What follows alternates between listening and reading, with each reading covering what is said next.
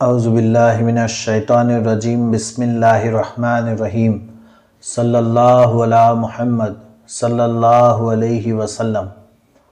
हज़रत बायजीद बुस्तामी रहमतुल्लाहि ताला अलैह তেওঁ আল্লাহৰ এজন বহুত ডাঙৰ ওলি আছিল। তেওঁ ইমান ডাঙৰ ওলি আছিল যে তেওঁ লকব দিয়া হৈছিল, যেটো টাইটেল দিয়া হৈছিল সুলতানুল আৰিফিন। যিমান ওলি আল্লাহ সকলে আল্লাহ ৰাব্বুল ইজ্জতক আৰু আল্লাহ নবীক চিনি পাইছিল, তাৰ ভিতৰত সবতছে বেছি ভালকে চিনি পোৱা মানুহ আছিল হযৰত বায়জিদ বুস্তামি रहमतुल्लाहि ताला अलैह। হযৰত বায়জিদৰ ঘৰৰ কাষতে এজন ইহুদি আলিম আছিল। যিবিলাক ইহুদি আছিল, ইহুদি বিলাকৰ তেওঁ সবতছে ডাঙৰ আলিম, আৰু সব ইহুদি বিলাকে তেওঁক ফলো কৰে এনেকুৱা আছিল। কিন্তু সেই ইহুদিজন হযৰত বায়জিদক বহুত বেয়া পাইছিল, যিমান পাৰি বদনাম কৰিব চেষ্টা কৰিছিল। হযৰত বায়জিদৰ কথা যিমান পাৰে বেয়া বেয়াকে মানুহৰ আগত প্ৰচাৰ কৰিছিল, যিমান ভুলকে হওক মিছাকে হওক সব বেয়া বেয়া কথাবিলাক হযৰত বায়জিদৰ কথা মানুহৰ আগত কৈছিল। যেতিয়া সেই ইহুদি আলিমজনক মানুহে ফলো কৰি আছিল, তেতিয়া যিমান পাৰি টকা পইচা যি আছিল সব আহি আছিল। কিন্তু কেতিয়াবা এনেকুৱা হৈ গ'ল, কিবা কথাত মানুহে বেয়া পোৱা হৈ গ'ল বা মানুহে পাহৰি যোৱা হৈ গ'ল। এতিয়া সেই ইহুদি আলিমজনৰ কথা লাহে লাহে ইহুদি আলিমজনৰ অৱস্থা বেয়া হ'ব ধৰিলে, মানুহবিলাকে তেওঁক এৰিব ধৰিলে, পাহৰিব ধৰিলে।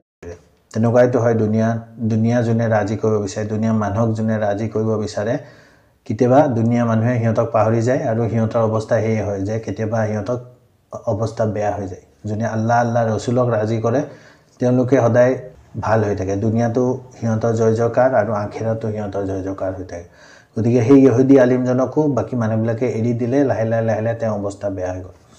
বেয়া হৈ এনেকুৱা এটা বেয়া অৱস্থা আহি গ'ল যে তেওঁ ঘৰত চাকি জ্বলাবলৈও পইচা নাই, এনেকুৱা অৱস্থা হয়। এদিন ৰাতি হযৰত বায়জিদে শুনিছে যে তেওঁৰ কাষৰ ঘৰৰ যিজন ইহুদি আলিম, তেওঁলোক ঘৰৰ পৰা সৰু বাচ্চা কেইটা মানে কান্দি আছে। এতিয়া বায়জিদে নিজৰ পত্নীক সুধিলে যে কি হৈছে, সিহঁতৰ ঘৰত কিয় বাচ্চাবিলাকে কান্দিছে। তেতিয়া পত্নীজনীয়ে ক'লে যে সিহঁতৰ অৱস্থাটো বহুত বেয়া, যেন তেন খাই বৈ চলি আছে, কিন্তু সিহঁতৰ ইমান পইচা নাই যে সিহঁতে ঘৰত চাকি জ্বলাব পাৰিব, সিহঁতৰ ঘৰত চাকি জ্বলাবলৈও পইচা নাই। হযৰত বায়জিদ বুস্তামি रहमतुल्लाहि ताला अलैह তেওঁ অলপ টাইমৰ কাৰণে ভাবি পিনি নিজৰ ঘৰৰ পৰা এটা চাকি ল'লে, এটা নতুন চাকি, তাত তেল দিলে, নতুন হলিতা দিলে, চাকিটো জ্বলালে। জ্বলাই পিনি ৰাতি যেতিয়া বহুত ৰাতি হৈ গ'ল, অন্ধকাৰ হৈ গ'ল, বাকি সব মানুহ হৈ গ'ল, গৈ পিনি সেই ইহুদি আলিমজনৰ ঘৰৰ দৰজাত নক কৰিছে। দৰজা যেতিয়া খুলি সেই আলিমজন যেতিয়া বাহিৰৰ পৰা বাহিৰলৈ ওলাই আহিছে, হযৰত বায়জিদে ক'লে যে এই মই চাকি আনিছোঁ তোমাৰ ঘৰত, বাচ্চাবিলাকে কান্দি থকা শুনিছোঁ, তোমাৰ ঘৰত আজি কেইবাদিনৰ পৰা চাকি জ্বলা নাই, গতিকে মই এই চাকি আনিছোঁ, এই চাকিটো লোৱা। আৰু তুমি জানা মই বায়জিদ, মোৰ কথা তুমি বহুত ভালকে জানা যে মই কেতিয়াও মানুহক দেখুৱাই মানুহক কৈ পিনি তোমাক কেতিয়াও বদনাম তেনেকুৱা মই নকৰোঁ। এই ৰাতি সব মানুহ শুই যোৱাৰ পিছত মই আহিছোঁ, মনে মনে তুমি এইটো চাকি ৰাখি থোৱা, তুমি জানা আৰু মই জানো, বাকি কোনো নাজানে, আৰু মই তোমাক কথা দিছোঁ এইটো কথা আৰু কোনো গম নাপায়।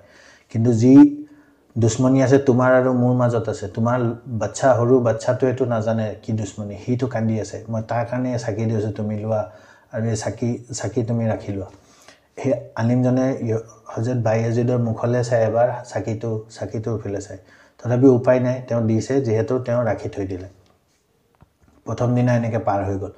যেতিয়া পিছৰ দিনাত আহিছে, আকৌ সেই বাচ্চাই আকৌ ৰাতি আন্ধাৰত কান্দিব ধৰিছে। হযরত বায়জিদে আকৌ এটা চাকি ল'লে, আকৌ নতুন হলিতা দিলে, তাত তেল দিলে, তেল দি পিনি আকৌ তেনেকৈ গৈ পিনি সিহঁতৰ ঘৰত, সেই ইহুদিজনৰ ঘৰত ৰাতি গৈ নক কৰিছে, ক'লে তোমাৰ এই চাকি লোৱা, তুমি জানা মই বায়জিদ হয়, তোমাক কেতিয়াও মই বেলেগৰ আগত বদনাম নকৰোঁ, তুমি চিন্তা কৰিব নালাগে, এই চাকি তুমি নিশ্চিন্ত মনে ৰাখি থৈ দিব পাৰা। সেইদিনাও সেই ইহুদিজনে ৰাখি থৈ দিলে। ৩ নম্বৰ দিনা যেতিয়া আকৌ আহিলে, আকৌ ৰাতি তেনেকৈ সেই সিহঁতৰ ল'ৰাটোৱে কান্দিব ধৰিলে, বাচ্চাকেইটাই কান্দিব ধৰিলে। যেতিয়া কান্দিব ধৰিলে, হযৰত বায়জিদে আকৌ তেনেকৈ এটা চাকি নি পিনি যেতিয়া দৰজা নক কৰি সিহঁতক দৰজা খুলিব দিলে, খুলি চাকিটো দিওঁতে আজি কিন্তু ইহুদি আলিমজনে ৰৈ থাকিব নোৱাৰিলে। ইহুদি আলিমজনে হযৰত বায়জিদৰ কান্ধত ধৰি ল'লে, নিজৰ বাহুত ধৰি হাতত ধৰি টানি বাহিৰলৈ লৈ আনিলে, য'ত চাৰিআলি নিচিনা হয় তাত ৰ'লে, আৰু হাল্লা কৰিব ধৰিলে। ইহুদি আলিমজনে হাল্লা কৰিব ধৰিলে, শুনা চবে শুনা, সেই ইহুদিসকল সব ওলাই আহা, সেই মুছলমানসকল সব ওলাই আহা, আজি মই ক'ব বিচাৰিছোঁ। যেতিয়া ইহুদি আলিমজনে হাল্লা কৰিব দিলে, সেই ৰাতি, ইমান গভীৰ ৰাতি, অলপমান মাত হ'লে চবে শুনি যায় সব মানুহ দৌৰি দৌৰি নিজৰ কোনোবা ছতৰ ওপৰত আহি গ'ল কোনোবা ৰাস্তাত আহি গ'ল চবে আহি জমা হৈ গ'ল যে কি হ'ল আজি কিয় চিঞৰ বাখৰ কৰিছে যেতিয়া সব মানুহ গোট খাই গ'ল তেতিয়া সেই ইহুদী আলিমজনে ক'লে যে শুনা এইজন হ'ল বায়াজিদ বুস্তামি তেওঁ গোটেই জীৱন মই মুখালিফত কৰিছোঁ তেওঁ গোটেই জীৱন দুশ্মনী কৰিছোঁ বেয়াকৈ মই তোমালোকৰ আগত প্ৰচাৰ কৰি আছোঁ কিন্তু এনেকুৱা এজন মানুহ যোনে মোৰ ঘৰত আজি 3 দিনৰ পৰা চাকি জ্বলা নাই যোনে মোৰ বাচ্চাই কান্দি থকা তেওঁ সহ্য কৰিব নোৱাৰি 3 দিনৰ পৰা ধৰি তেওঁ মোক চাকি দি আহিছে এনেকুৱা আখলাক গতিকে মই আজি সাক্ষী দিছোঁ যে এই বায়াজিদৰ যদি এনেকুৱা আখলাক তেতিয়াহ'লে যিজন নবীক মানে তেতিয়াহ'লে তেওঁ কেনেকুৱা ভাল আখলাক হ'ব মই আজি ইহুদী আলিম মই তোমালোকৰ আলিম হয় ইহুদী আলিম হয় তোমালোকে যিমান ইহুদী ধৰ্ম চিনি পোৱা তাতকৈ বেছি মই ইহুদী ধৰ্ম জানো মই সাক্ষী দিছোঁ যে যিজন বায়াজিদে যিটো ধৰ্ম পালন কৰিছে সেই ধৰ্মও সঁচা বায়াজিদক এই ধৰ্ম যোনে দিছে তেওঁ নবী সেই নবীও সঁচা আৰু তেওঁ যিজন আল্লাহক উপাসনা কৰে সেই উপাসনা কৰাও সঁচা আৰু তোমালোকে সবে সাক্ষী হৈ যোৱা আজি মই বায়াজিদৰ হাতত ধৰি মই তেওঁ ইছলাম ধৰ্ম গ্ৰহণ কৰিছোঁ এই বুলি কয় সেই ইহুদী আলিমজনে ইছলাম ধৰ্ম গ্ৰহণ কৰি ল'লে আৰু সেই ইহুদী আলিমজনে ইছলাম ধৰ্ম গ্ৰহণ কৰা দেখি সেই মহল্লাত যিমান আছিলে তাৰ বেছিখিনি মানুহে ইছলাম ধৰ্ম সেই ৰাতিয়ে গ্ৰহণ কৰি ল'লে